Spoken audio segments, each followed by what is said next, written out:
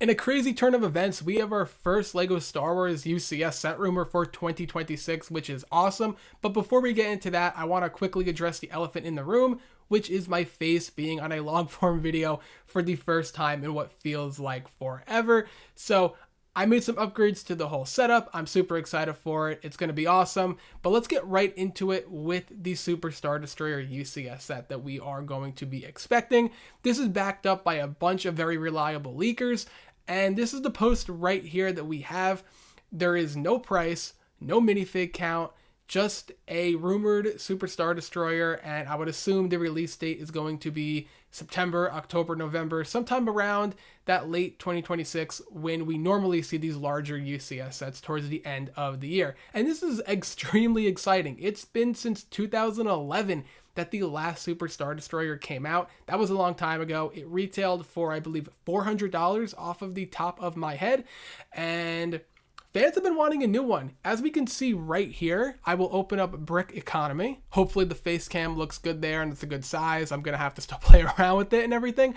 But we see that this set is going to be right around $1,500 new in box today. Just underneath $1,000 if it's used, which is a lot of money.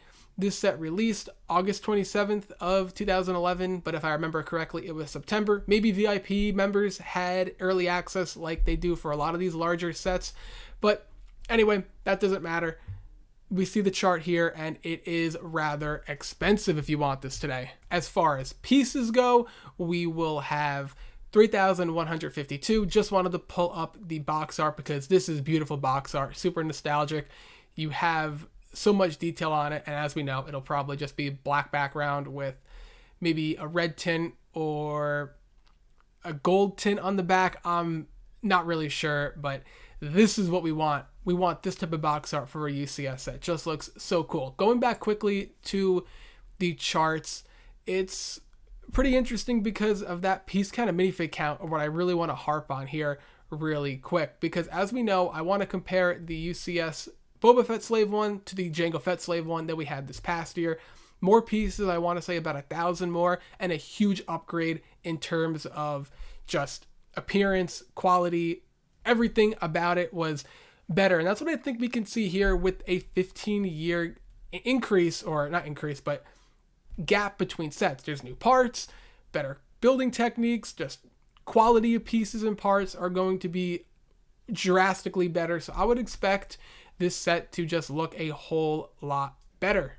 As far as what I would expect this set to include, I would expect it to include not just 5 minifigs, but 7. I know Zuckuss was not included and Boba Fett was not included as well from the previous version, so LEGO better include those. I can very well see them jacking up the price and only giving us 2 minifigs of Vader and an Imperial officer, which would probably be worst case scenario. For me at least, I know some people might not care about that because they care way more about the build than the minifigs, which yes, I feel the build is more important than the figs in most scenarios, but when it comes to a UCS set, you need to have both. I'm not spending $500, $600, $700 for a set just to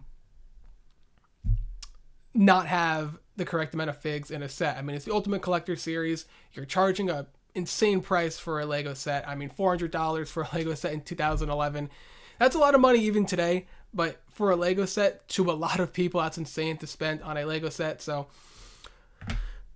they better include these 7 minifigs that are needed for the scene. And I want to quickly hop over into the inflation calculator. And I was playing around with this a little bit before, as we can see by the 400 already being pretty much there.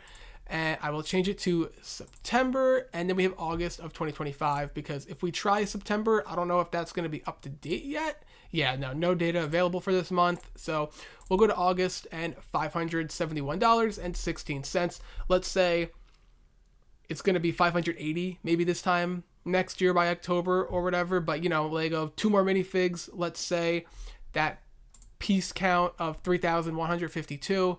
Let's say they do something similar to what they do today. They increase the piece count but use a lot smaller pieces. And I don't know, let's call it an even 4,000 just for the heck of it. So $100 more.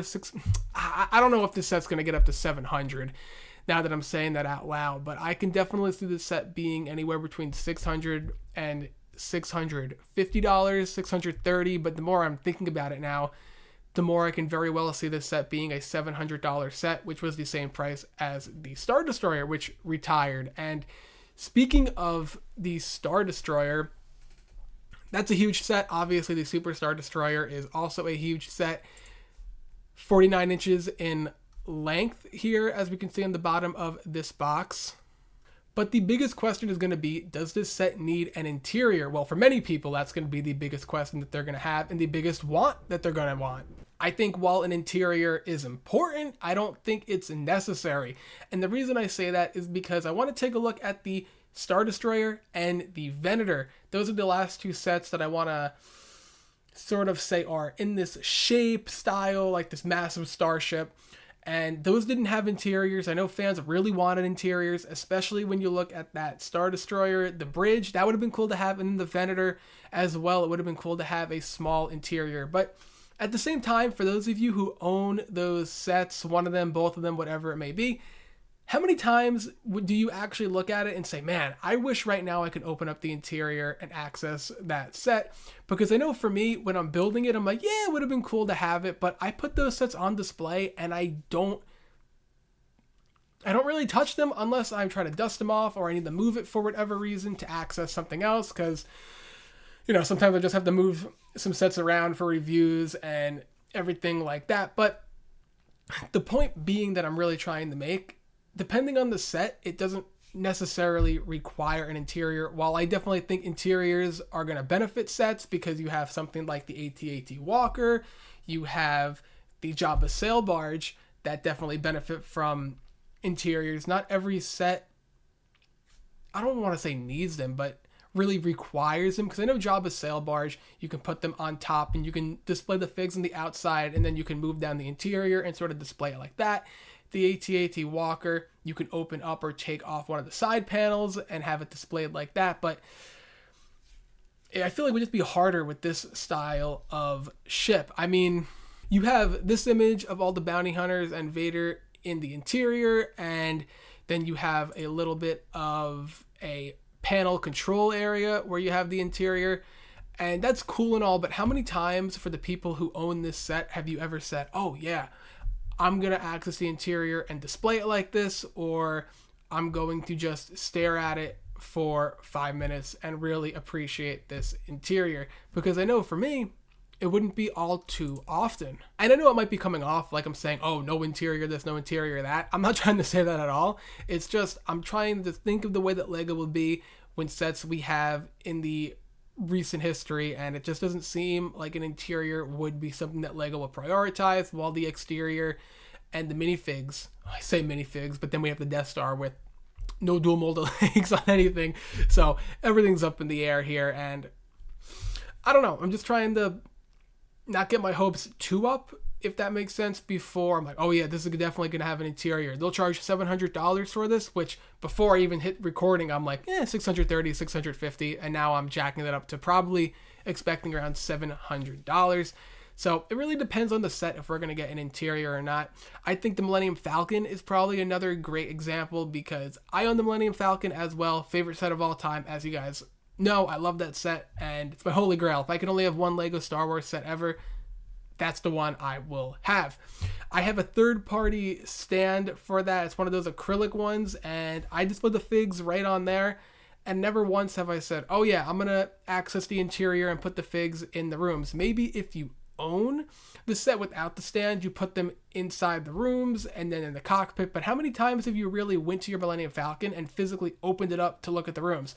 Maybe if you're showing it to a friend or a family member who wants to see it, yeah, but you alone, you go down to wherever your LEGO set is, how many times are you actually, be honest with yourself, actually opening it up and looking at it? Because I'm willing to bet it is not all too often. Maybe once or twice a year you might open it up, and I don't know. It's just one of those things where I'm really trying to figure out, will LEGO actually give an interior or not? And just going off recent history, it's very hit or miss, and with these style of sets, it just seems quite unlikely for LEGO to do that. Obviously, what LEGO needs to do is put a good gift with purchase in the set. We can't have another mediocre GWP like the Death Star has. I will be furious if they put the Star Destroyer in that micro scale as the GWP to sort of complete the set, if you will, because as we know, the original version had that smaller Star Destroyer, and that needs to be included in the actual set. I can't even believe I'm talking about that right now because I didn't think that would ever be an issue. A gift with purchase shouldn't even be associated with the set itself. Give us a lightsaber hilt. Give us a Jedi Sith holocron. Give us a Jedi Dooku minifig. Give us something. Just don't give us something that's going to have to 100% complete this set. I mean, it's crazy. But anyway, I want to hear all your thoughts and opinions in the comments below. What do you think about the potential for a Super Star Destroyer? It's been a long time coming. I am super excited. I expect the size of this to be quite a bit larger than the older version, and I bet the quality is going to be a decent amount better. It's going to be very similar to that Jango Fett and Boba Fett comparison. I'm willing to bet that that's going to be the case when it's just going to make the old one look, I don't want to say bad, but just like an ancient artifact is the word I'm going to use for it. It's definitely going to look aged. But as always, let me know what you think in the comments down below. All your thoughts and opinions. What do you think the price is going to be? How many minifigs do you think it will include? And don't forget to leave a like if you enjoyed. Subscribe for more LEGO content, and I'll see you in the next one.